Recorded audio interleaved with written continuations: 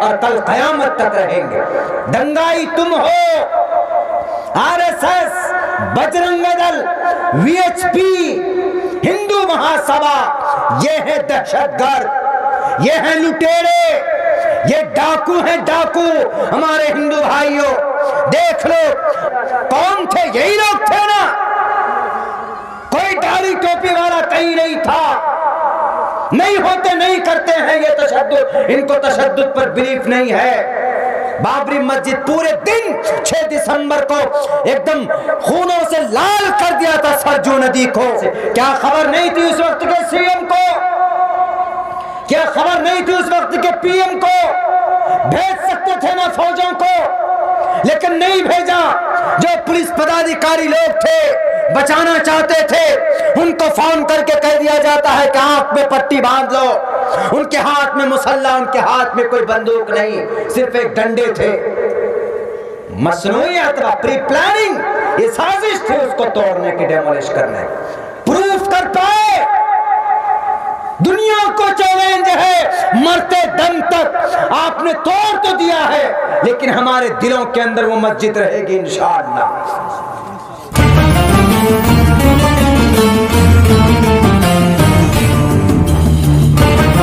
ऐसी घटना घटी है इस तारीख़ में कि हम लोग जितना रोएं, आंसू बहाएं, वो बहुत ज़्यादा कम है। इसलिए कि अब से तकरीबन 30-40 साल पहले सरज़मीन भारत उत्तर प्रदेश के एक बहुत मारूफ और मशहूर शहर,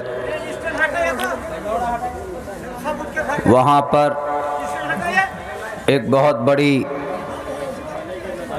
तारीख़ी और पुरानी मस्जिद कुछ शरपसंदों ने और कुछ तशद्दुद पसंद ताकतों के ज़रिए से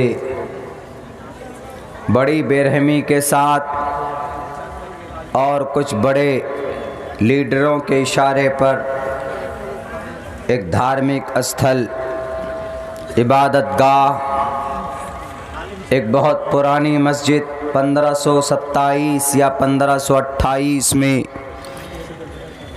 जिसको इस्टेब्लिश्ड की गई और उस मस्जिद को बनाई गई, वो मस्जिद बड़ी बेरहमी के साथ 6 दिसंबर 1992 को उसको डेमोलिश, उसको शहीद कर दिया जाता है, उसको तोड़ दिया जाता। एक बहुत ही दुखद घटना वजूद में लाया गया। वजूद में आया नहीं, बल्कि जानबूझकर उस हादसा और उस वाक़े को कराया गया। मेरे भाइयों, हम लोग भी इसमें ज़िम्मेदार हैं। हम कलिमा पढ़ने वाले भी इसके ज़िम्मेदार। ऐसे हम लोग नहीं भाग सकते। अल्लाह कल क़यामत में इस हादसे के बारे में, इस वाक़े के बारे में हमसे ज़रूर सवाल करेगा। हमारी ही बेतवज्जुही की वजह से और हमारी ही रूगर्दानी की वजह से अल्लाह तबारक व ताला दूसरी कौमों के ज़रिए से वो अपने दीन की बुलंदी का, अपनी शरीयत के कन्वे का, तबलीग का, इशाअत का काम लेंगे। हमारे नज़रों के सामने हमारी मस्जिदें, हमारे मदरसे और हमारे तालीम गाह और हमारी टोपी, दाढ़ी और हमारी शनाख्त को मिटाने की पूरी कोशिश की जाती है। हमारे रोंगटे नहीं खड़े होते। यहाँ तक कि जहाँ जहाँ हमारे जिन्हें हम मक्खन बनाकर चुनकर भेजते हैं, जिसे हम विधान सभा के नाम, उस जगह पर हर जगह का एक विधान सभा हर स्टेट का होता है, जहाँ पर एमएलएज लोग बैठते हैं, सवाल जवाब अपने उस गवर्नमेंट से करते। वहाँ पर बाज़ाब्ता तौर पर अब ज़बरदस्ती राष्ट्रीय गीत, राष्ट्रीय सॉन्ग, राष्ट्रीय एंथम के बजाय राष्ट्रीय गीत गाया जाता है। जो पढ़ना ज़रूरी है वो नहीं पढ़ते, बल्कि जो पढ़ना ज़रूरी नहीं है वो वहाँ पर पढ़ा जाता है। मैं इसके ऊपर बाज़ाब्ता तौर पर तकरीर करूँगा कभी, लेकिन अभी मैं इतना बता देना चाहता हूँ कि जन मन गण अधिनायक जय है भारत भाग्य विधाता, टू द एंड, आखिर तक मैं कभी मौका लगेगा तो पूरा पढ़ूँगा। इसको नेशनल एंथम यानी इसको राष्ट्रगान बोलते हैं। जब ये पढ़ा जाता है तो हर भारतीय को इसके पढ़ते समय कहीं पर पढ़ा जा रहा हो तो खड़े होकर उसको सम्मान देना ज़रूरी होता। कानूनन अगर कोई सम्मान न दे, इसका अपमान करे, तो उसके ऊपर कानूनी कार्रवाई की जा सकती। लेकिन अगर उसी के साथ में राष्ट्रीय गीत गाया जाता है, राष्ट्रीय गीत क्या है? वंदे मातरम, ये राष्ट्रीय गीत है, वो राष्ट्रगान है। ये नेशनल एंथम है, वो नेशनल एंथम है और ये नेशनल सॉन्ग है। इसका पढ़ना ज़रूरी नहीं है, उसका पढ़ना ज़रूरी है। इसकी हकीकत क्या है, इसके मतलब क्या हैं इन दोनों के, और ये हम में से हर एक आदमी के लिए क्या स्टेटस, क्या मकाम रखता है, हर एक भारतीय के लिए मैं कभी तफसील से बोलूँगा। लेकिन मैंने चूँकि बात यहाँ पर हमारे बहुत पुराने शहीद मस्जिद की आई और उस पे उन लोगों का हाथ है जिन्हें हम चुनकर अपना लीडर बनाकर उनको कुर्सी इक़्तिदार पर बिठाते, और वो लोग वहाँ पर जाकर फोर्स करते हैं इस तरह के कलिमात को पढ़ने पर। वो एक अलग मौज़ूअ है। तारीख़ के हवाले से 6 दिसंबर 1992 मस्जिद, जिन्हें हम और आप बाबरी के नाम से जानते, सुप्रीम कोर्ट का फ़ैसला आ चुका है कि ये मस्जिद वहाँ तोड़कर भव्य राम मंदिर का निर्माण किया जाए। सुप्रीम कोर्ट ने ये फ़ैसला दे दिया। सुप्रीम कोर्ट के उस जज का नाम जिन्होंने ये फ़ैसला सुनाया, रंजन गोगोई साहब, वो राज्यसभा के मेंबर बन गए। न मालूम किस दबाव में ये फ़ैसला दिया गया।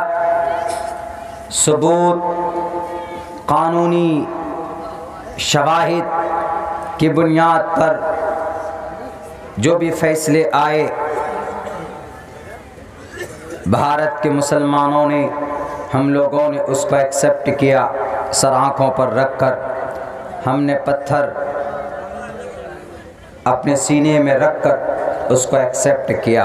5 एकड़ ज़मीन दी गई मस्जिद की एवज़ में। जब एक सवाल यहाँ पर होता है कि जब मस्जिद राम मंदिर तोड़कर वहाँ पर बनाई गई तो फिर 5 एकड़ ज़मीन आप क्यों दे रहे हैं?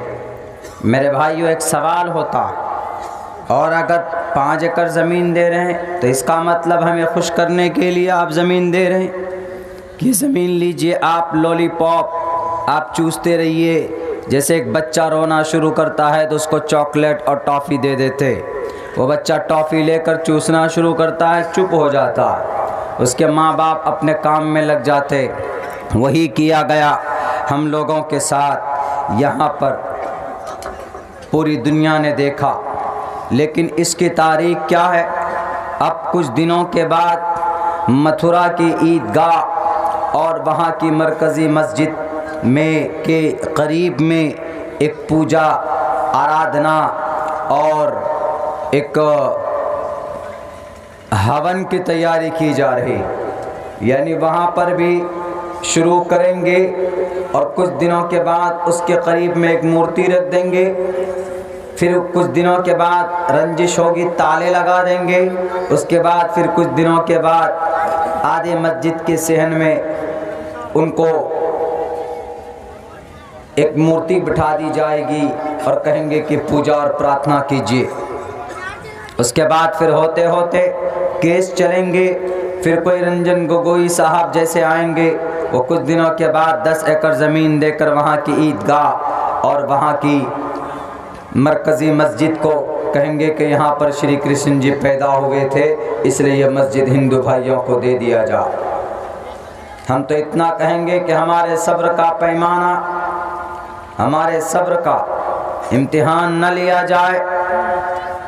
जो अमन और शांति बहाल है, बरकरार रहे और ता क़यामत रहे। 6 दिसंबर 1992, इससे पहले इस मस्जिद की हिस्ट्री, इतिहास क्या है, हमने कई जगह अपने तकरीरों में कही, लेकिन आज और ज़्यादा खुलकर बात करने की ज़रूरत मैं समझता हूँ। हज़रात, 1527 या 28 में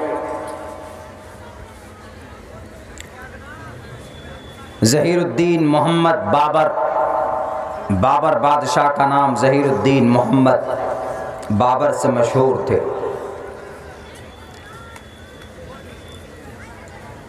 उत्तरी भारत, शुमाली भारत में जब उन्होंने कब्ज़ा किया, उनके एक सिपहसालार जिनका नाम मीर बाकी, उन्होंने अयोध्या, फैज़ाबाद, इधर अयोध्या है बिल्कुल मिला हुआ फैज़ाबाद, और अयोध्या शहर का ज़िला फैज़ाबाद है। लेकिन जब लाल बुजक्कर आए तो लाल बुजक्कर जी फैज़ाबाद ज़िला को बदलकर अयोध्या को ज़िला बना दिया और फैज़ाबाद को उसके अंडर कर दिया। बड़ा अफसोस हुआ। हालांकि जो फैसिलिटीज़ हैं, जो पॉपुलेशन है और जो ज़्यादा हकदार है डिस्ट्रिक्ट का, ज़िले का, वो फैज़ाबाद है। लेकिन दुश्मनी और अदावत, ज़ाफ़रानी रंग वाले लाल बुजक्कर साहब, उन्होंने पेट में इतना दर्द हुआ, उनको तसल्ली ही नहीं मिली। उन्होंने फ़ौरन कहा कि नहीं, अयोध्या को ज़िला घोषित करो, फैज़ाबाद से ये सम्मान छीन लो। फैज़ाबाद एक मुस्लिम नाम, अयोध्या एक नॉन मुस्लिम नाम, वो समझते हैं, इसीलिए उन्होंने ऐसा किया। तो मीर बाकी ने एक मस्जिद बनाई और उस मस्जिद का नाम शाह बाबर, ज़हीरुद्दीन शाह बाबर के नाम पर रखा जाता। जब वो मस्जिद बनाई जा रही थी तो उस वक्त 1528 से पहले मर्यादा पुरुषोत्तम के ऊपर एक किताब लिखी जा रही थी। उस किताब का नाम तुलसीदास, रामायण तुलसीदास लिख रहे थे। कहाँ पर बैठकर? वहीं अयोध्या में बैठकर लिख रहे थे। उनकी मौजूदगी में अगर मीर बाकी किसी मंदिर को तोड़कर मस्जिद बना रहे तो तुलसीदास से बड़ा कोई राम भक्त नहीं था उस जमाने में। वो तुलसीदास रामायण को लिखना बंद करके सबसे पहले मीर बाकी के खिलाफ आवाज़ बुलंद करते, आवाज़ उठाते और उनको मुजरिम करार दिया जाता। उनके ऊपर कानूनी कार्रवाई की जाती उस वक्त के कानून के हिसाब से। लेकिन नहीं, कोई तज़किरा नहीं, रामचरितमानस लिखा जा रहा है तुलसीदास के जरिए, वहीं पर अयोध्या में बैठकर, और इधर मीर बाकी कैसे भव्य राम मंदिर को तोड़कर, उसको डेमोलिश करके, उसको गिराकर वहां कैसे एक मस्जिद बनाई जा रही है और वो खामोश हैं। इट वॉज इम्पॉसिबल, काबिल एक्सेप्ट बात ही नहीं थी। एक सोचने की बात। बहरे कैफ, एक तो बात ये पॉइंट, जब ये मस्जिद बनी, बनकर तैयार हो गई, नमाज पढ़ रहे थे लोग, सबसे पहला एलिगेशन, पहला झगड़ा 1853 ईस्वी को शुरू होता। अयोध्या के जो वहां पर हमारे हिंदू भाइयों की तंजीमें थी उस वक्त की, 1853, अभी मुल्क आज़ाद नहीं हुआ। 1853 में जब झगड़ा शुरू हो गया, वही बाबरी मस्जिद का और राम मंदिर का शोषा छोड़ा गया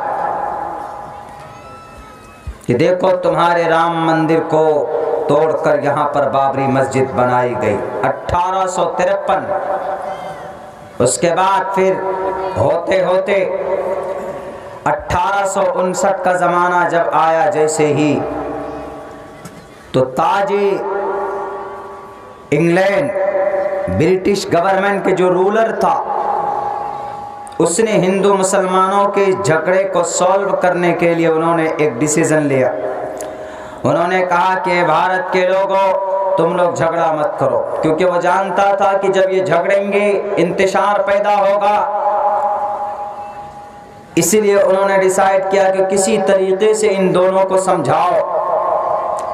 उन्होंने 1859 में ये कहा कि अच्छा ठीक है, इस मस्जिद को अगर मंदिर तोड़कर बनाई गई तो एक फैसला कर देते, मस्जिद के अंदर का हिस्सा मुसलमानों के लिए, मस्जिद के बाहर का हिस्सा हिंदू भाइयों की पूजा और आराधना के लिए।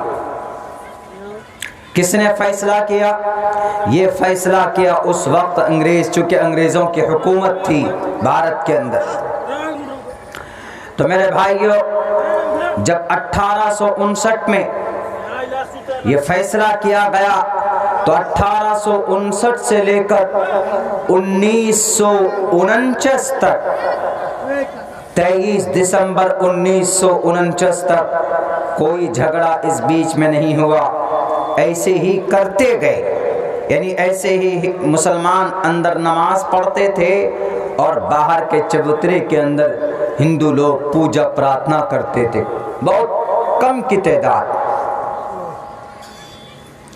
23 दिसंबर 1949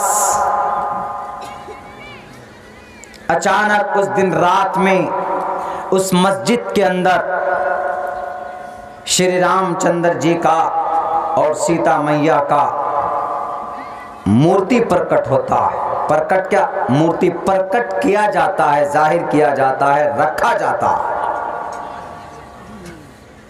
23 दिसंबर 1949 को जब वहां पर दो मूर्ति नजर आती है, असल फसाद की शुरुआत तशद्दुद के साथ, ताकत के साथ यहीं से होती। उससे पहले थी लेकिन एक शोषा, अंग्रेज ने डिवाइड कर दिया, बांट दिया, लेकिन अब बाज़ाब्ता एक स्कीम के तहत, एक साजिश के तहत, साजिश करके 23 दिसंबर 1949 को दो मूर्तियां सामने आती। उन मूर्तियों के आने के बाद क्या कहने लगे लोग हिंदू भाइयों के अकीदे के मुताबिक कि देखो मर्यादा पुरुषोत्तम खुद से प्रकट हो गए हैं। प्रकट मतलब जाहिर होना, खुद से प्रकट हो गए, अपने अहलिया के साथ, अपनी मोहतरमा के साथ, सीता मैया के साथ खुद से जाहिर हो गए। इन्होंने अपने आप को जाहिर कर लिया। क्यों? मर्यादा पुरुषोत्तम के घर को तोड़कर, मंदिर को तोड़कर मस्जिद बनाई गई, इसलिए उनसे रहा नहीं गया।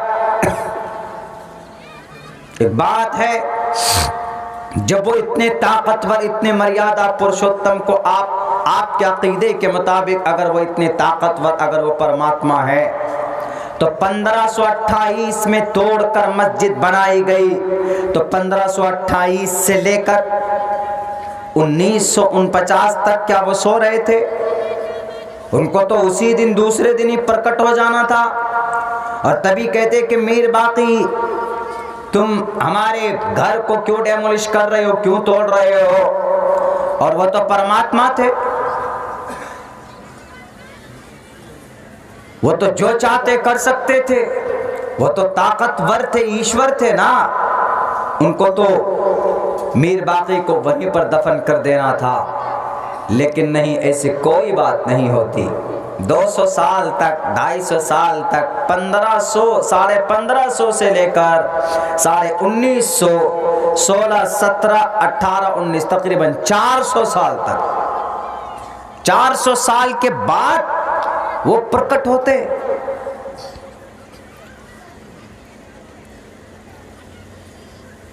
और एक मैंने दलील दी थी कभी किसी जमाने में, मैंने कहा था कि अगर वो खुदा मानते हो, या तो उनको खुदा मानो, या तो अपने ग्रंथों को तुम मानो, या तो तुम्हारा ग्रंथ झूठा है। वीएचपी, विश्व हिंद, शिवसेना, ये 3 बड़ी तंजीमों ने मिलकर तोड़ा है, डेमोलिश किया। बजरंग दल, शिवसेना और वीएचपी, विश्व हिंद परिषद, इन तीनों बड़ी तंजीमों ने मिलकर, और आरएसएस भी शामिल, मिलकर के भारत की इस बाबरी मस्जिद को शहीद किया जाता है, एक षड्यंत्र के तहत। मैं इन लोगों से कहना चाहता हूं, पूछो ना जाके कि अगर वो ताकतवर, अगर वो परमात्मा है तुम्हारे अकीदे के हिसाब से, तो परमात्मा वो होता है जो कभी जन्म नहीं लेता, ईश्वर वो होता है जो कभी पैदा नहीं होता। अगर अब्दुल्ला झूठ बोलता है तो उठाओ अपनी ग्रंथ को आलोक। उपनिषद में कहा गया, न तस्य कच्चित पतरष्टि लुके न चिस्तान वच्चितिस्य लिंगम सकार नाम करना दीपा दीपो न चास्य कच्चित जनिता न चा दीपा। पढ़ो, परमात्मा वो होता है, न तस्य प्रतिमास्ति तिस्य लिंगम, हस्बैंड वाइफ का रिश्ता नहीं होता। अब परमात्मा वो होता है जो माँ बाप के कोख से नहीं निकलता। लम यलिद व लम यूलद, वो न पैदा होता है, न उसका कोई माँ बाप होता, न वो किसी का माँ बाप होता। आपकी ग्रंथ में मौजूद है ये बात।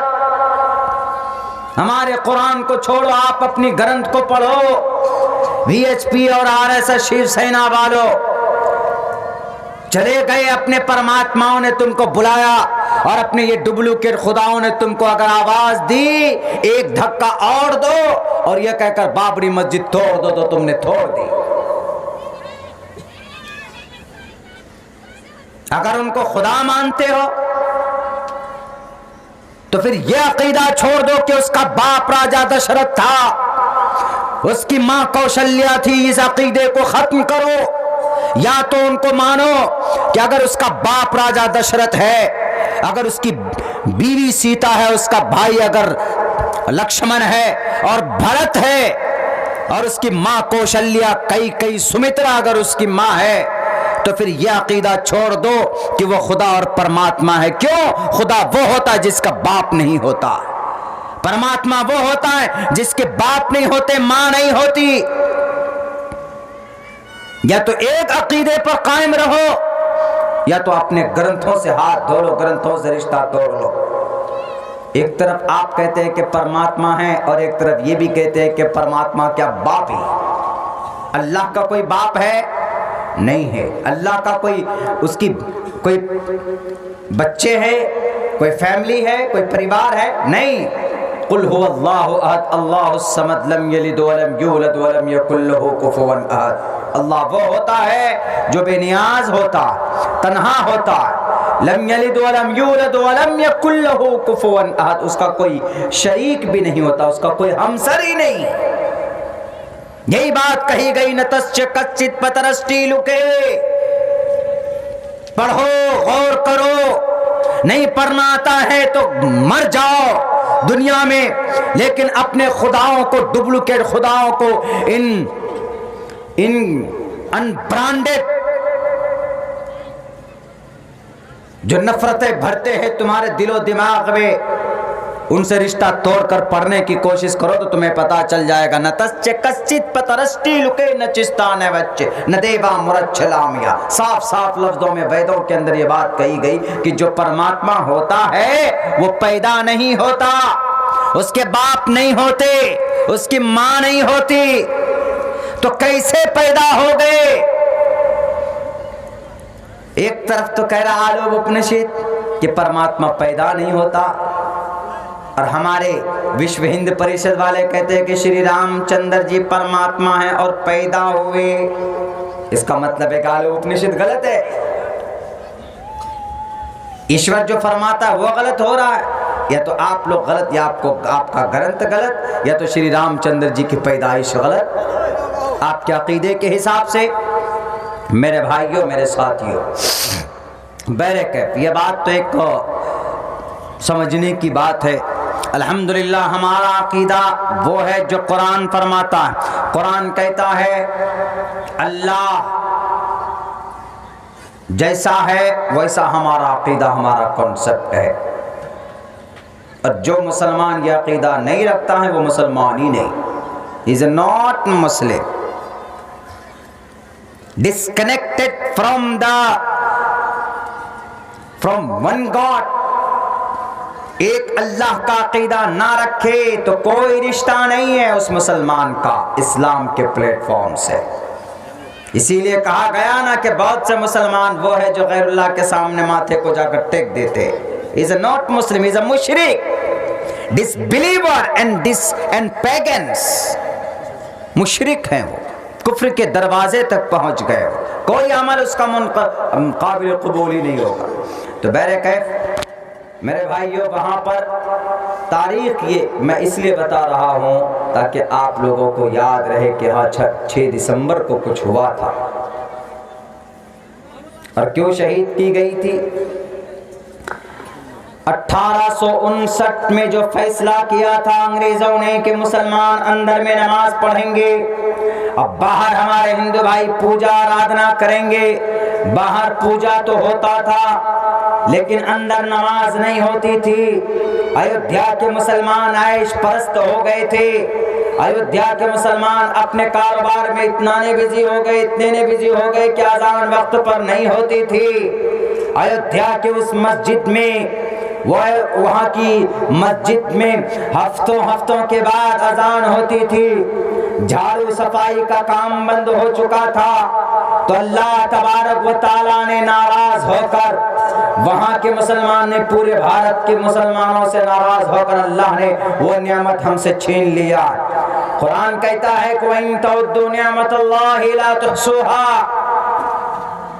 अल्लाह की नियामतों को शुमार नहीं कर सकते।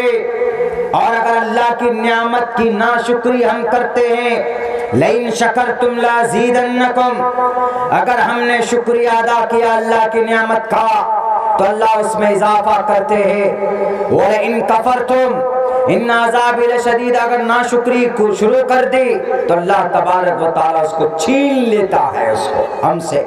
एक भव्य आलीशान मस्जिद दी गई। वो मस्जिद की खासियत ऐसी थी कि वो मस्जिद हमेशा ठंडा रहती थी, हमेशा ठंडी रहती थी। वो बहुत बड़ी मस्जिद थी, 3 गुम्बद थे उसके।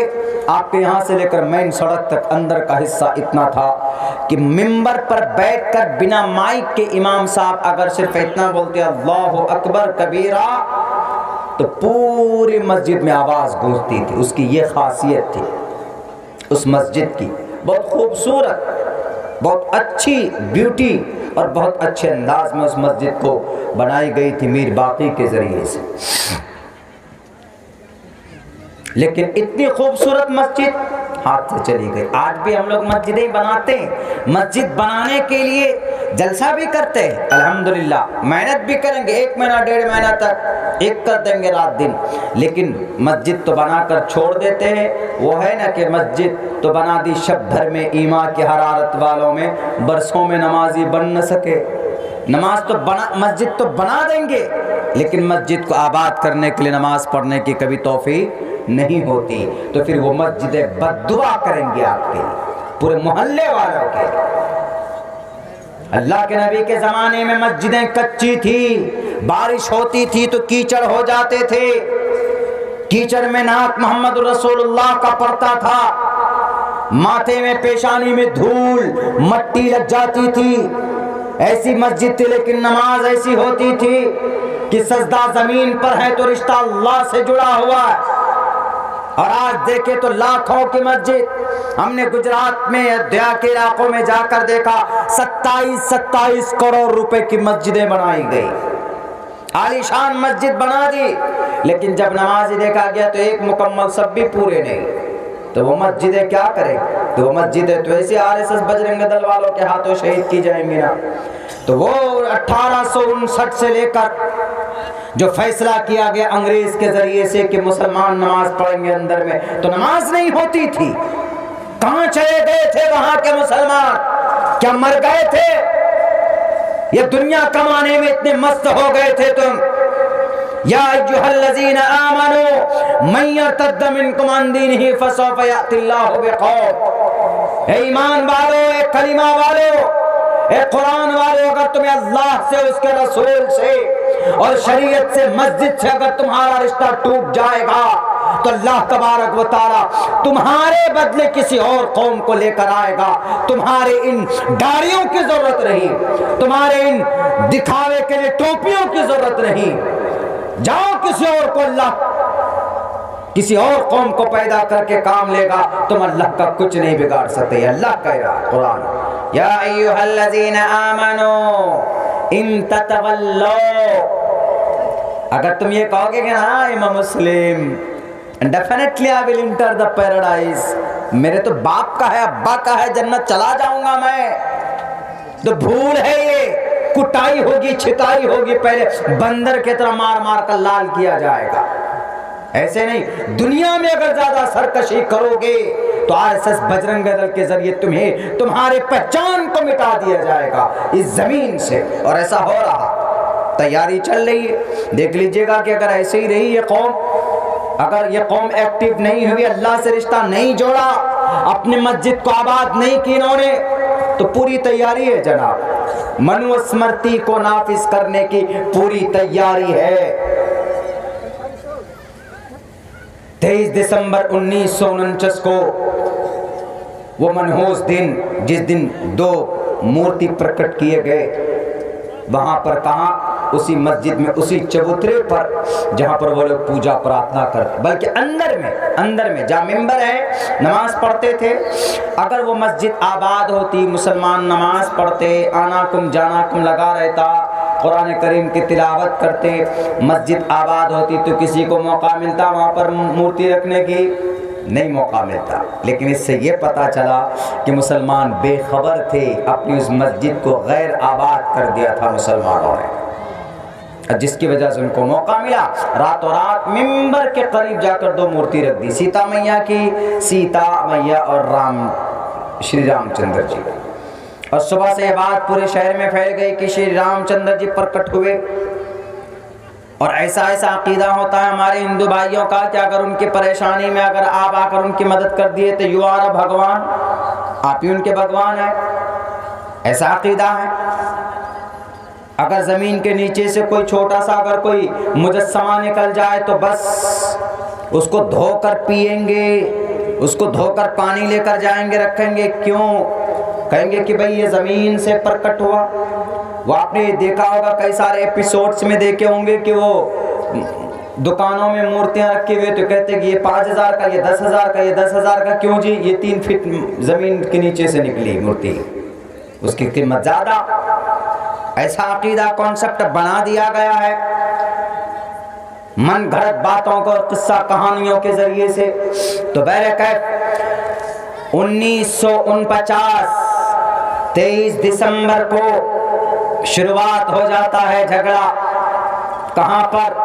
उस वक्त के जो प्राइम मिनिस्टर थे वो हमारे भारत के एक बड़े विद्वान, हमारे भारत के प्राइम मिनिस्टर का नाम तत्कालीन prime minister Jawaharlal, doctor Jawaharlal Nehru ji ने कहा उस वक्त में क्या किया जाए। उन्होंने कहा कि जब तक कोई मामले का सॉल्यूशन निकलता है इससे पहले उस मस्जिद में भी फिलहाल ताले डाल दो। सबसे पहली बार जो मस्जिद को नमाज पढ़ने के लिए बंद किया गया वो वही 23 दिसंबर 1949। हालांकि उस वक्त के जो वहां के डीएम थे, डिस्ट्रिक्ट मजिस्ट्रेट थे, उनसे कहा गया, प्राइम मिनिस्टर ने कहा कि आप उस मंदिर, आप उस मूर्ति को उठाकर वहां से दूसरी जगह शिफ्ट कीजिए, हटा दीजिए। तो उस डिस्ट्रिक्ट मजिस्ट्रेट ने कहा कि sir, I will not obey the your command, I will not follow your command. मैं आपके इस आदेश को नहीं मानूंगा। क्यों? लॉ एंड ऑर्डर को बहुत ज्यादा खतरा हो सकता, दंगे फसादात भड़क सकते। उसने साफ इनकार कर दिया। नौकरी को दांव पर लगाकर, नीति तो वही थी ना, उसकी भी साफ इनकार कर दिया। तो फौरन उसी वक्त कहा कि ताले लगा दो बाबरी मस्जिद में। पहला ताला कब डाला? 1949 23 दिसंबर को, जिस दिन वो मूर्ति प्रकट हुई थी। मेरे भाइयों, हमारे साथियों, 1949 से लेकर ताले बंद कर दिए गए। 1980 में उस वक्त का एक बहुत बड़ा लीडर, आज भी वो जीवित है, हयात है, अल्लाह उसको मरते मरते हिदायत दे दे। उस वक्त के बहुत बड़े लीडर, उस वक्त की एक उभरती हुई पार्टी भारतीय जनता पार्टी, उसके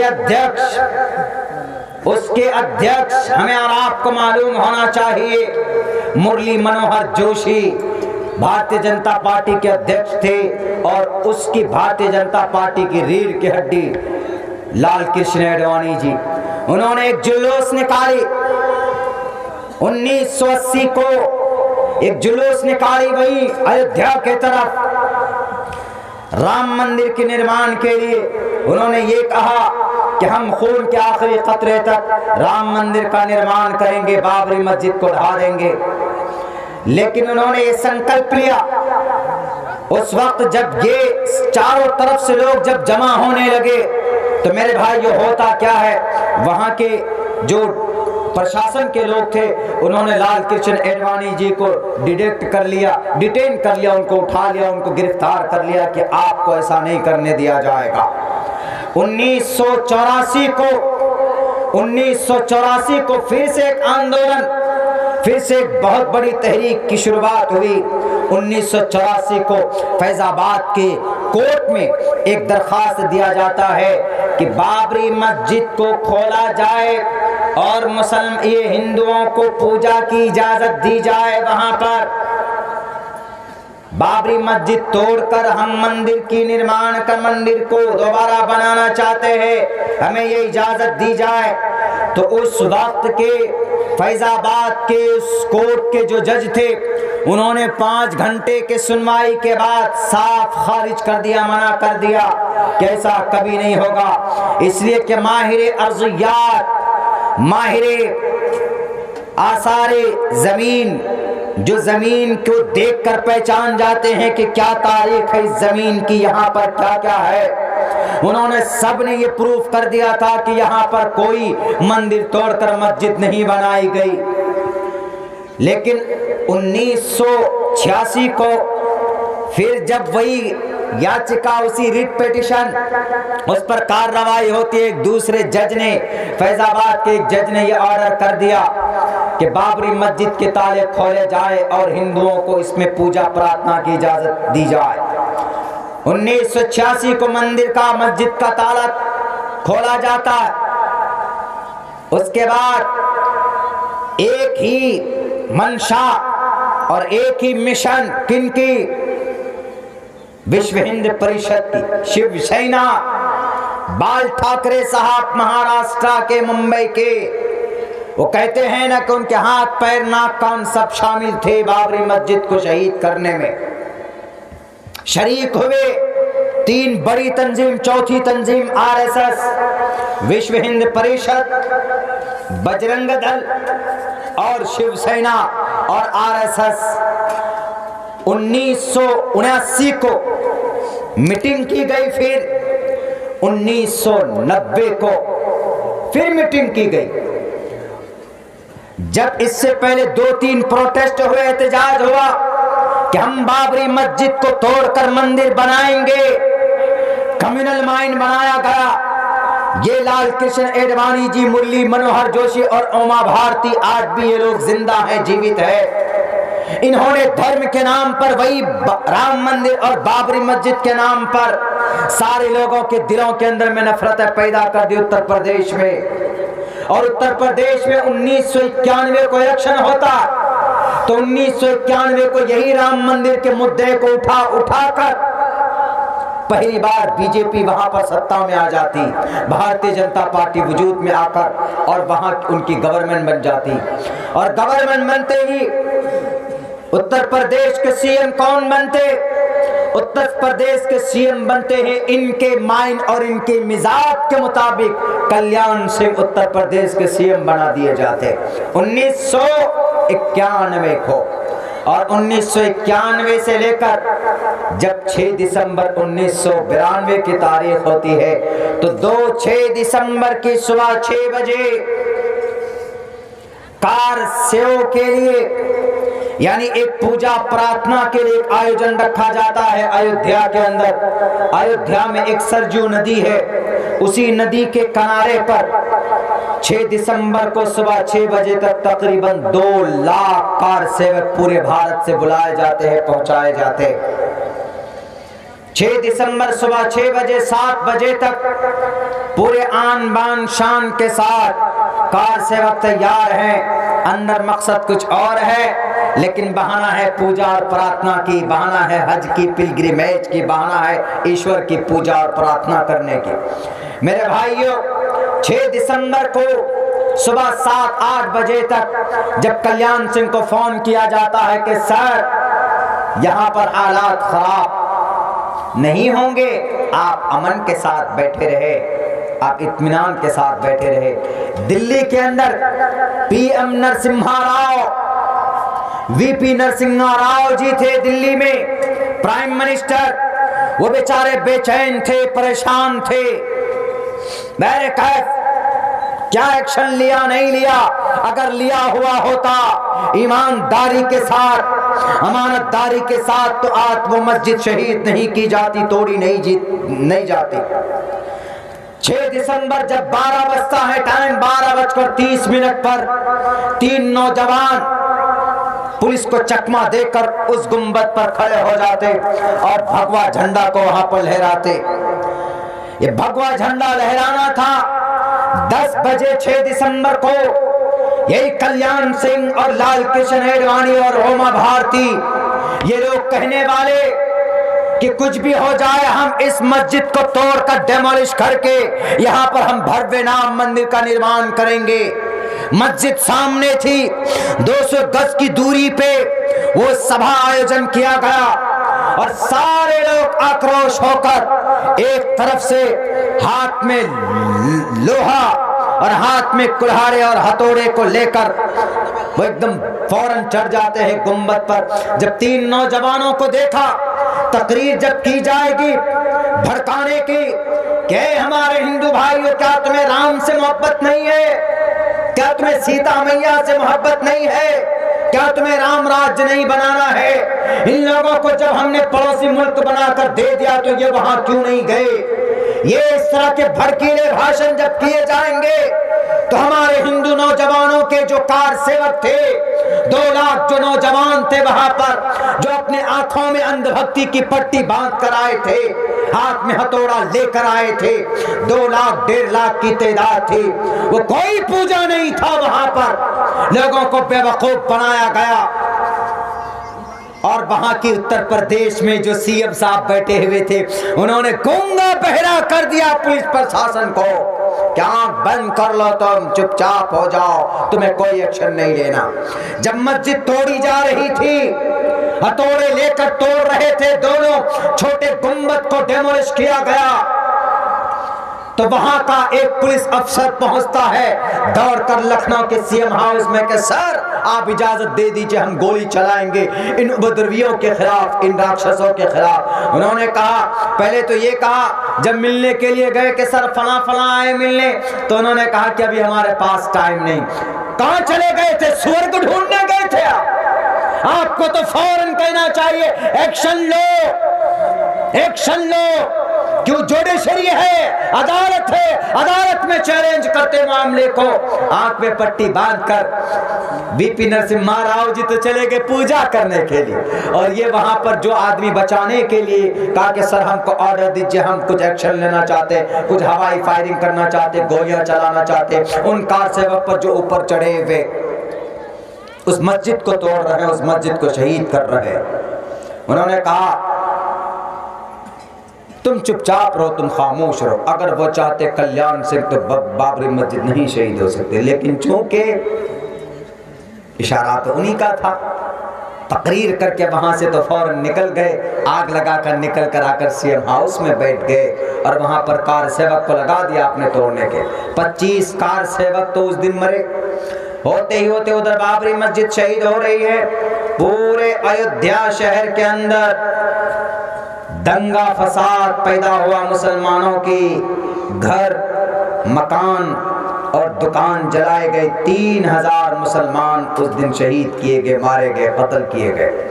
उनमें से कुछ कार सेवक भी घायल हुए।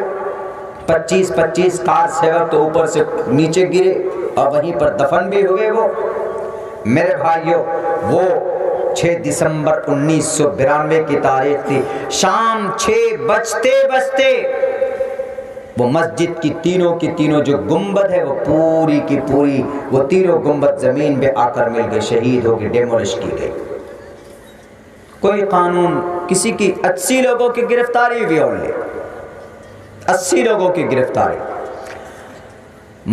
डॉक्टर मनमोहन सिंह लिब्रहन, उन्होंने जो अपनी रिपोर्ट तैयार की उसमें उन्होंने कहा कि इस मस्जिद को डेमोलिश करने में उत्तर प्रदेश के सीएम कल्याण सिंह, लाल कृष्ण एडवाणी जी, ओमा भारती, ये बड़े नेता हैं जिन्होंने इश्तियाल अंगेज तकरीर की थी। खुद वहाँ की डीएम साहिबा एक लेडी है, बल्कि लाल कृष्ण एडवाणी की जो बॉडीगार्ड्स हैं उनका जो चेयरमैन, उनकी जो हेड थी चीफ सेक्रेटरी, उन्होंने कहा कि लाल कृष्ण एडवाणी जी ने भी लोगों को भड़काया था कि लोगों तोड़ो, एक धक्का और दो, बाबरी मस्जिद तोड़ दो। ये नारा कब का? शाम के 5 और 6 बजे का, यानी एक धक्का और दो, पूरी की पूरी मस्जिद को धरातल कर दो, शहीद कर दो। ये तारीख।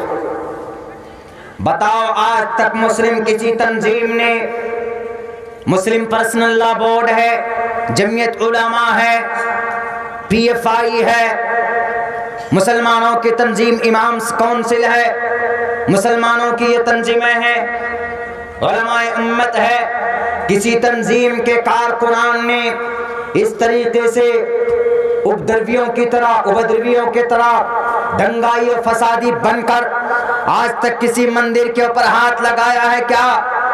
बल्कि पिछले महीने फरवरी के अंदर, पिछले साल फरवरी में दिल्ली में जो दंगे फसादात हुए, टोपी और दाढ़ी वाले नौजवानों ने हाथ की हथकड़ियां बनाकर उन्होंने कई सारी मंदिरों की हिफाजत की है। आंख में शर्म होनी चाहिए उन लोगों को जो कहते हैं कि दहशत मुसलमानों के रगों में है, दहशत फैलाना इनके खून में शामिल है। भारत के अंदर आज तक बताओ, 1 साल के बाद मुंबई के अंदर 1993 की जनवरी में बम ब्लास्ट हुए, उसी मस्जिद के नतीजे में कुछ लोगों ने किए, हिंदू भी शामिल, मुसलमान भी शामिल थे। 90 अरब रुपए का नुकसान हुआ और तकरीबन 900 लोग उसमें मारे गए। उसी बाबरी मस्जिद की डेमोलिश के चक्कर में ये दंगे फसादात भड़के। शुरुआत किनके तरफ से की गई थी? बताओ ना जरा मीडिया वालों, दुनिया को क्यों नहीं बताते? क्या जमीयत का कोई मेंबर किसी मस्जिद को तोड़ा, मंदिर को तोड़ा? क्या इमाम काउंसिल के किसी वर्कर ने, पीएफआई के किसी वर्कर ने, मुस्लिम तंजीम के किसी वर्कर ने, मुस्लिम पर्सनल लॉ बोर्ड की किसी तंजीम के किसी कारकुनान ने क्या किसी मंदिर में चोट पहुंचाया, तोड़ा है, शहीद किया है? बताओ ये तारीख। अगर है कोई मुजरिम है तो सबसे पहले हाथ में हथकड़ी डालकर बल्कि उसको सजा, कड़ी से कड़ी सजा दी जाए। लेकिन नहीं, हम अमन और शांति के रखवाले हैं, हैं और कल कयामत तक रहेंगे।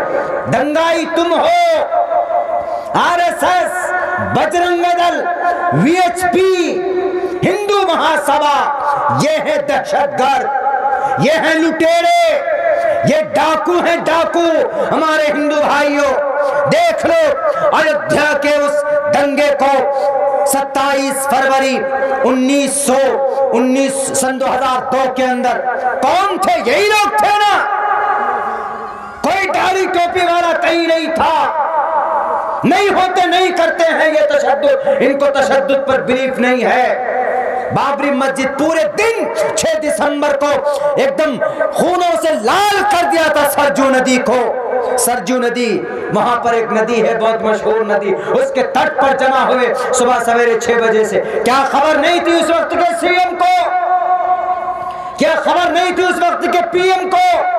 भेज सकते थे ना फौजों को, लेकिन नहीं भेजा। जो पुलिस पदाधिकारी लोग थे, बचाना चाहते थे, उनको फोन करके कह दिया जाता है कि आंख में पट्टी बांध लो। उनके हाथ में मुसल्ला, उनके हाथ में कोई बंदूक नहीं, सिर्फ एक डंडे थे।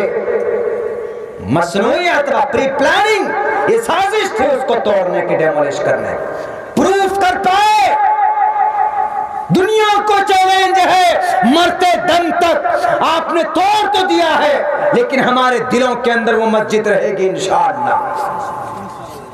सुप्रीम कोर्ट के फैसले का हम एहतराम करते हैं, अमन और शांति को बहाल रखने के लिए कुर्बान कर दी हमने उसको। लेकिन ये बात दुनिया जानती है कि तशद्दुद परस्त तुम हो, हम नहीं है। 3000 मुसलमान गाजर मूली के तरह काटे गए अयोध्या के अंदर, फैजाबाद के अंदर, तब भी हम खामोश रहे। लेकिन वही है, बार बार कुछ होता है फला तंजीम, कुछ होता है ये मुसलमान, कुछ होता है ये मुसलमान। मुसलमानों में भी ताकत है, मुसलमान कर सकती ये कुछ भी दंगे फसादा, लेकिन नहीं, क्योंकि इसका जो मूल, जो धार्मिक शास्त्र है वो अलाउ ही नहीं करते, इजाजत नहीं देते। अल्लाह के नबी अलैहिस्सलातु वस्सलाम को जब परेशान करते थे कुफ्फार मक्का, सहाबा आते थे, हजरत अबू बकर, अल्लाह के नबी इजाजत तो दीजिए, ये तलवार है, इनकी गर्दनें होंगी, उड़ा देंगे, छोड़ेंगे नहीं। कौन? उमर फारूक। उससे बड़ा कोई बहादुर नहीं था शहर मक्का के अंदर। कौन? हजरत हमजा रजी अल्लाह तआला अन्हु, बेहतरीन तीरंदाज। लेकिन अल्लाह के नबी ने कहा कि नहीं, सबर करो, सबर करो। 13 साल तक सबर करते रहे मोहम्मद रसूलुल्लाह। बताओ, मोहम्मद रसूलुल्लाह के पत्थर बरसाए गए, खून निकला, तब भी सब्र करते रहे। हजरत खब्बाब बिन अरत को जब अंगारों पर लिटा देते थे लोग, तो नीचे से चर्बी पिघल पिघल कर वो आग बुझ जाती थी। बताइए, तब भी खामोश रहे। कहां से हम तशद्दुद परस्त हैं जी? बताओ ना जरा, कहां से तशद्दुद परस्त है? तकरीबन कई सारी मस्जिदें उसी 6 दिसंबर को, बाबरी नहीं, 6 दिसंबर की तारीख 1992 को शहर अयोध्या की कम से कम दर्जनों मस्जिदें उस दिन शहीद की गई, 1992 के उस दंगे के अंदर। शुरुआत कौन करने वाले? कितनों को फांसी की सजा हुई? पूछता है पूरे भारत के लोग, पूछता है अब्दुल्ला सालिम सीमांचल के, आपके इस बस्ती से कितनों को बाबरी मस्जिद को डेमोलिश करने में सजा मिली? कितनों को फांसी हुई? कितनों को मुजरिम बनाया आपने नहीं, क्यों? वो आपके खुदा हैं, वो आपके परमात्मा हैं, वो आपके बादशाह हैं, जो आज जिंदा है, विराजमान है कुर्सी पर बैठे, लेकिन भिखारी बने बैठे हैं वो आज। कोई पूछने वाला नहीं है। उसी मुरली मनोहर जोशी को देख लीजिए, कोई पूछने वाला नहीं है। डॉक्टर लाल कृष्ण आडवाणी को राष्ट्रपति बने बैठे, फेंक दिया गया उसको डस्टबिन में, जैसे कोड़े को डाल देते हैं यूज करके उसको फेंक दिया गया है लाल कृष्ण आडवाणी जी को। आडवाणी जी तैयार रहिए, आप मरने के बाद जाओगे परमात्मा के पास, यमराज आएगा, पापिस्थास्ते प्रशांति यमरूपम भयंकरम, और तुम्हारी रूह और आत्मा कैसे निकलेगी वो तो यमराज ही बताएगा। पाप किया है आपने, ठेस पहुंचाई है आपने भारत के संविधान को, भारत के, हिंदुस्तान के हिंदू और मुसलमान जो सेक्युलर हिंदू भाई है उनको भी दर्द है इस बात का कि बड़ी बेरहमी के साथ उस मस्जिद को शहीद किया गया, और इसमें लीड करने वाले यही डॉक्टर लाल कृष्ण आडवाणी जी। आज तो इनको यूज किए हुए चप्पल के तरह जैसे डाल देते ना, कहीं घर के एक कोने में डाल दो, आज कुछ भी नहीं है। इतनी मेहनत की इसको आगे करने में, लेकिन आज वो कुछ भी नहीं। और हमको कभी उम्मीद है कि अल्लाह तबारक व तआला उन लोगों को चुन चुन कर, फिनारे जहन्नम खालिदीन फीहा अबदा तो है ही, लेकिन चुन चुन कर उन लोगों को ऐसी मौत देगा, ऐसी मौत देंगे जो लोग इस दंगा कराने में, हिंदू मुसलमान कराने में जिन जिन लोगों का हाथ है, वो कभी भी चैन की जिंदगी ना तो गुजार पाएगा। और उनमें से अल्हम्दुलिल्लाह कई लोग तो ऐसे हैं कि जो खुली हुई चुनौती, खुली हुई अल्लाह के मौजिज़े को देखकर उस दिन आज हल्क़े इस्लाम में आ चुके हैं। बहुत सारे लोग उनमें से कार सेवक, गुजरात के फसादात का, गुजरात में ऐसा फसाद हुआ कि जो हामिला औरत थी उसके पेट को ऐसे सामने रखकर उसे मज़े के साथ ऐसे चीरते, ऐसे आराम से चीरने के बाद बच्चा जो था, मासूम सा बच्चा, वो उसको निकाल कर उसको ऐसे ऐसे ऐसे फेंका जाता ज़ोर से, और नीचे से गोली चलाते थे। ऐसे जालिम लोग, दरिंदे लोग, दो ना बताओ ना कितनों को सजा हुई फांसी की गुजरात में, कितनों को फांसी की सजा हुई दिल्ली के दंगे में। अगर मुसलमान कोई मुजरिम है तो लटकाओ फांसी पर, हम डिमांड करते हैं। अगर मैं मुजरिम हूं तो मुझे लगाओ फांसी पर, मैं डिमांड करता हूं। नहीं करेंगे, बड़े बड़े कांड तुम करो और हम कुछ बोलेंगे स्टेज पर माइक पे आकर, तो हमारे ऊपर लोकसभा के अंदर में चर्चा हो जाता है। तो हो 2-3 मौलाना है, एक मौलाना अब्दुल्ला है, एक जर्जीस मौलाना साहब है, डॉक्टर जाकिर नायक है, मौलाना अरशद मदनी है, मौलाना महमूद मदनी, लोग बहुत बोलते हैं फ्रीडम ऑफ एक्सप्रेशन। बोलूंगा, नहीं डरूंगा तुमसे, तुम मना नहीं कर सकते। Right, freedom of certain rights, it's our fundamental rights. बोलना ये हमारा अधिकार है। Freedom of expression, freedom of thought, liberty of thought, freedom of speech, ये हमारा बुनियादी हक है। ये तुम्हारी मसनूई किताबों के श्लोक नहीं है, ये भारत में जो लिखी गई 3 साल में उस संविधान है, और जिसके तहत बोलने की आज़ादी हमें है। हमारी जुबान पे तुम ताला नहीं लगा सकते, उस पर चर्चा करते। मुजरिमों को पकड़ने की तो हिम्मत होती नहीं। आज अगर इन उपद्रवियों को, इन जालिमों, इन फसादियों को पकड़कर अगर इनको सूली पर चढ़ाया जाता, तो आज जो दंगे फसादात होते हैं इनके जो सीना चौड़े हो जाते। विधानसभा के अंदर में चर्चा क्या होता है, जन मन गण होना तो चलो भाई मानते हैं, भाई वो राष्ट्रीय गान है, पढ़ते हम लोग भी, अब स्कूलों में पढ़ते, 15 अगस्त में, 26 जनवरी में हम लोग पढ़ते। लेकिन अरे भाई विधानसभा, बिहार की विधानसभा में वो पढ़ा जाता है क्या, वही वंदे मातरम। मैं इसकी पूरी डिटेल्स आपके सामने रखूंगा, जन गण मन का, और इसका भी अभी इसके ऊपर एनालाइज में कर रहा, इसको मैं रखूंगा तफसील के साथ कुछ ही दिनों के अंदर में। तो मेरे भाइयों, मेरे साथियों, ये हम लोगों की ही बेतवज्जुही का नतीजा है कि 6 दिसंबर 1992 का वाकया सामने आया। हम लोगों ने इस्लाम को हल्के में ले लिया और वो लोग भी इस्लाम को हल्के में ले रहे हैं। क्या रे इस्लाम तो ऐसा है, डरा दो धमका दो, कुछ को जेल में डाल दो। याद रखो इस्लाम को मिटाने वालों, अगर तुम्हें तारीख मालूम नहीं है तो जाओ अंदलुस, जाओ बुखारा, समरकंद, वहां पर चुन चुन कर निकाल कर कश्ती में डालकर गलत तरीके से उन लोगों को समंदर में डुबोया गया। एक भी घर में कलमा पढ़ने वाला नहीं था, लेकिन अल्हम्दुलिल्लाह उनके इतने जुल्म के बावजूद भी आज भी बुखारा में नमाज पढ़ने वाले कुछ मौजूद हैं। आज भी समरकंद में नमाज होती है। आज भी अंदलुस में भले ही कुर्तबा की जामे मस्जिद में आपने उसको मुकफ्फल कर दिया हो, ताले लगा दिए हो, लेकिन आज भी अंदलुस, स्पेन, यूक्रेन में नमाज होती है। इसलिए कि इस्लाम ये अकीदे का नाम है, इस्लाम किसी तंजीम का नाम नहीं, इस्लाम एक अकीदे का नाम है। और जब ये दिल में घर कर जाता है तो उसको अंगारों में लिटाकर भून दिया जाए, वो कभी भी अपने इस तहरीक से, अपने इस अकीदे से फिर नहीं सकता है। तारीख गवाह है, तारीख उठाकर देख लो, जब इसका रंग चढ़ता है तो फिरौन जैसा बादशाह भी उसके पसीने छूट जाते हैं। फिरौन ने अपनी बीवी से कहा, आसिया से कहे, आसिया क्या वजह है कि तुम मुझे खुदा नहीं मानती हो?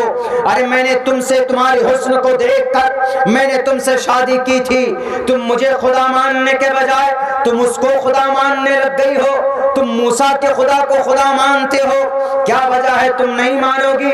उन्होंने सोचा फिरौन ने कि अगर मैं इन पर थोड़ा सा अगर जुल्म तशद्दुद करूंगा तो ये वापस लौटकर मुझे खुदा मानने लगेगी। लेकिन उसने कहा कि फिरौन, तुम लाख जुल्म कर लो मुझ पर, तुम लाख सितम ढालो मुझ पर जो रंग चढ़ गया है, मेरे खून पसीने में जो मोहब्बत रब की आ गई है, उसको तुम निकाल नहीं सकते, उसको तुम जुदा नहीं कर सकते। तारीख के हवाले से उठाओ मेरे भाइयों, कुरान के सूरह तलाक, सूरह तहरीम की आखिरी आयतें पढ़कर देखो। 28वें पारे के अंदर फिरौन की बीवी आसिया के जुल्म का तज़किरा मौजूद है। ये फिरौन उनको कहता कि इनको चारों तरफ ऐसे चौमेखा कर दिया जाए, आसिया को एक हाथ में इधर कील ठोक दिया जाता है और एक हाथ में इधर कील ठोका जाता है और पैर को ऐसे करके कील ठोक दिया जाता है। तब कहता है कि फिरौन अपनी बीवी आसिया से, क्या आसिया मजा आया? अब भी नशा उतरा है कि नशा नहीं उतरा?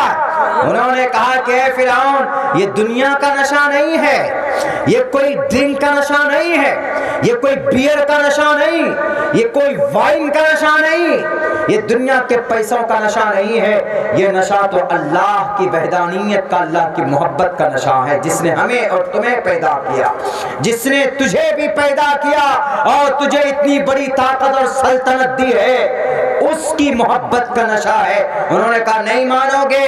कहा कि तुम कुछ भी कर लो, मैं तो मानने वाली नहीं। कील से हटाकर नीचे जमीन पर सर से लेकर सर के बाल उखाड़ लिए जाते हैं, उसके पूरे बॉडी का खाल खींच लिया जाता है आसिया का, उसके ऊपर नमक छिड़का जाता है। आसिया, अब बताओ तुम्हारा खुदा कौन? इस्लाम की मोहब्बत है ये, इस्लाम को मिटाने वालों, अब्दुल्ला सालिम के रगो पेवस, रगो खून में इस्लाम की मोहब्बत है। जेल में डाल दोगे, डराओगे, तब भी हम बोलेंगे, अल्लाह की वहदानियत की बात करेंगे, हम कुरान की बात करेंगे, शरीयत की बात करेंगे। मेरे भाइयों, मेरे साथियों, आसिया के पूरे बॉडी के अंदर नमक छिड़का जाता, तड़पती है दर्द से, लेकिन कभी भी अपनी जुबान पर वो इनकार की या रब्बे जुल जलाल के साथ शिरकत की बात नहीं करते। आज तो बड़ी आसानी से हम माथा टेक देते हैं कब्रों पर जाकर, बड़ी आसानी के साथ हम अल्लाह को छोड़कर किसी और को सुपर पावर मान लेते। ईमान बचाओ, ईमान अगर ये अमल करता है कोई मुसलमान, हम पर और आप पर जो जालिम बादशाह है, हमारी और आपकी करतूत की वजह से है, हमारे और आपकी करतूत की वजह से, वरना उनके यहाँ भी अकीदा है आखिरत का, उनके यहाँ भी अकीदा है कुरान का, ये अल्लाह की वहदानियत का। उनके यहाँ भी अकीदा है मरने के बाद दोबारा जिंदा होने का। युनः पिता जनिता यु विधाता धामानि वेद भानानि विश्वा। उनके यहाँ भी अकीदा है आखिरी संविधान का। यज्ञम परचुचाम्यम सतततु, तो यज्ञ करो, यज्ञ करो, इबादत करो आखिरी उस मेथड का जो आखिरी अंतिम महर्षि लेकर आए। यज्ञम परचुचाम्यम सतततु, तो जो सच्ची बात कहेगा। सतततु तो निवोस्ति कवरितम पूर्वियम गतम कस्तद्दि विभारती। उसके बाद कोई संविधान नहीं आने वाला है कि नहीं। कुरान करीम की आयत अल-यौम अकमलतु लकुम दीनकुम व अतममतु अलैकुम निअमती। फर्क ये है कि अल-यौम अकमलतु लकुम कुरान करीम की आयत अरबी के अंदर है और यज्ञम परचुचाम्यम ये संस्कृत के अंदर है। मेरे भाइयों, मेरे साथियों, आसिया ने कहा कि नहीं मानूंगी, तुमको जो करना हो कर लो।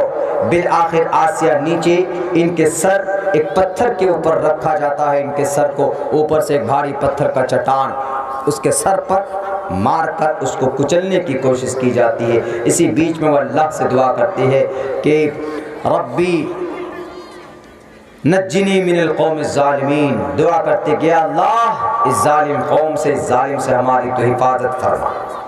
इसी बीच में जन्नत के दरवाजे खोल दिए जाते हैं। सर पर पत्थर पड़ने से पहले पहले उनकी मौत, उनकी वफात हो जाती है। रूह इस जसद खाकी से निकल जाती है तो उसको दर्द नहीं होता। अल्लाह के दीन की मदद की तो अल्लाह ने उनकी मदद की। हम लोग अल्लाह के दीन की मदद तो करते रहे तो अल्लाह हमारे मस्जिदों के, हमारे मदरसों के, हमारे खानकाहों की कैसे मदद करेगा। मेरे भाई, ये वक्त तो बिल्कुल भी तकरीर का नहीं होता है, लेकिन चूँकि एक दर्द है जो हमने आप लोगों के सामने में रखी। अभी आप लोगों के सामने में एक बहुत अच्छी तारीख़ रखी गई जो हम और आप नहीं जानते और इस पर लोग चर्चा नहीं करते। अरे मौलाना बाबरी मस्जिद पर क्यों बोल रहे हैं?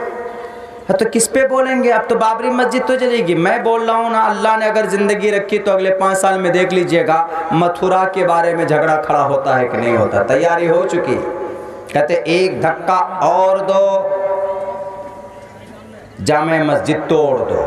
दिल्ली के बारे में एक धक्का और दो, जामे मस्जिद तोड़ दो। ये नारा है, देख लीजिएगा। होगा कुछ दिनों के बाद, 5 साल नहीं 10 साल के बाद मथुरा का मसला उलझेगा। वहाँ के बारे में भी ऐसी होगी जैसे ये हुआ, ये टीवी। पहले क्या हुआ? पहले झगड़ा हुआ कुछ, झगड़ा ये हुआ कुछ कि जी ऐसी ऐसी बात है कि यहाँ पर ऐसे मंदिर की बात, फिर उसको खामोश कर दिया गया। उसके बाद फिर अंग्रेज़ों के ज़रिए से फैसले करवाए कि जब हमको थोड़ा सा इससे भी नमाज पढ़ने, पूजे की इबादत की दी जाए। 70-80 साल के बाद में क्या हुआ? वहाँ पर मूर्ति प्रकट हो गए। मूर्ति प्रकट हो गए तो अकीदा लोगों का और ज़्यादा बढ़ गया। अब झगड़ा, अब उसको कब्जा करने की कोशिश कर रहे। कुछ दिन में ताले लगा दिए, ताले लगे रहे, लेकिन उसके बाद अब कोर्ट चले गए। कोर्ट में जाने के बाद एक जज ने मना किया।